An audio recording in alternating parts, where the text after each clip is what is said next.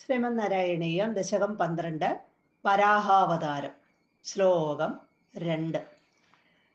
ഗജാനന പത്മാർക്കം ഗജാനനമഹർനിശം അനേകദം തം ഭക്താനാം ഏകദന്തമുപാസ്മഹേ. സരസ്വതി നമസ്തുഭ്യം വരദേ ജ്ഞാനരൂപിണി വിദ്യാരംഭം കരിഷ്യാമി സിദ്ധിർഭവതു മേ സദാ.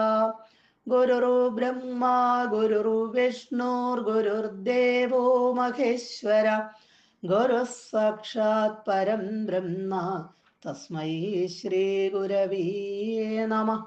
ഓം നമോ ഭഗവതേ വാസുദേവായ.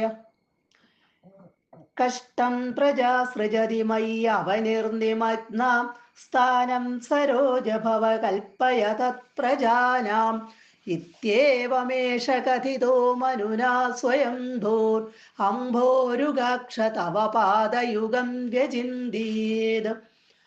കഴിഞ്ഞ ശ്ലോകത്തിൽ നമ്മൾ കണ്ടു, സ്വയംഭുവ മനു പ്രജകളെ സൃഷ്ടിച്ചുകൊണ്ടിരുന്ന സമയത്ത് അനവസരത്തിൽ ഭൂമി വെള്ളത്തിലേക്ക് മുങ്ങിപ്പോകുന്നതായിട്ട് കണ്ടു.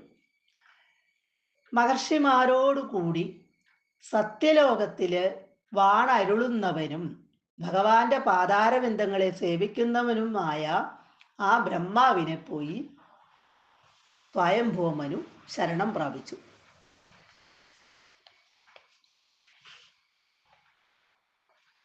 ഇനി സ്വയംഭൂമനു സങ്കടം പറയുകയാണ്. ഹേ അമ്പോരുഹാക്ഷ, അല്ലയോ താമരക്കണ്ണ, ഭഗവാനെ ഗുരുവായൂരപ്പ, ഏഷ സ്വയംഭു, ഈ ബ്രഹ്മാവ്, സ്വയംഭു എന്ന് പറഞ്ഞ ബ്രഹ്മാവാണ്. ഈ ബ്രഹ്മാവ് മനുന, സ്വയംഭുവ മനുവിനാൽ സരോജഭവ, അവിടെ സ്വയംഭുവ മനു ബ്രഹ്മാവിനോട് പറയാണ്, സരോജഭവ താമരപ്പൂവിൽ നിന്നും ഉണ്ടായവനെ, അതായത് ബ്രഹ്മദേവ, മയി പ്രജ, ഞാൻ പ്രജകളെ സൃജതി, സൃഷ്ടിക്ക്, പ്രജകളെ സൃഷ്ടിച്ചുകൊണ്ടിരിക്കെ, അവനി ഭൂമി നിമഗ്ന, വെള്ളത്തിലാണ്ടിരിക്കുന്നു, കഷ്ടം. തത് പ്രജാനാം സ്ഥാനം കൽപ്പയ, അതുകൊണ്ട് തത് പ്രജാനാം, അതുകൊണ്ട് പ്രജകൾക്ക് സ്ഥാനം കൽപ്പയ, വാസസ്ഥലം ഉണ്ടാക്കി തന്നാലും. ഭൂമി പ്രജകളോടുകൂടി വെള്ളത്തിലേക്ക് താണുപോയി കഴിഞ്ഞാൽ പിന്നെ പ്രജകൾക്ക് ജീവിക്കാൻ പറ്റില്ലല്ലോ. അപ്പൊ പ്രജകൾക്കുള്ള ഒരു വാസസ്ഥലം ഉണ്ടാക്കി തന്നാലും. ഇതി ഏവം, എന്നിങ്ങനെ കഥിത, പറയപ്പെട്ടവനായിട്ട്, അതായത് ഇവിടെ സ്വയംഭുവ മനു പറയുകയാണ് ബ്രഹ്മാവിനോട്, തവ പാദയുഗം വ്യചിന്തീത്, അവിടത്തെ ഇരുചരണങ്ങളും നല്ലവണ്ണം ധ്യാനിച്ചു.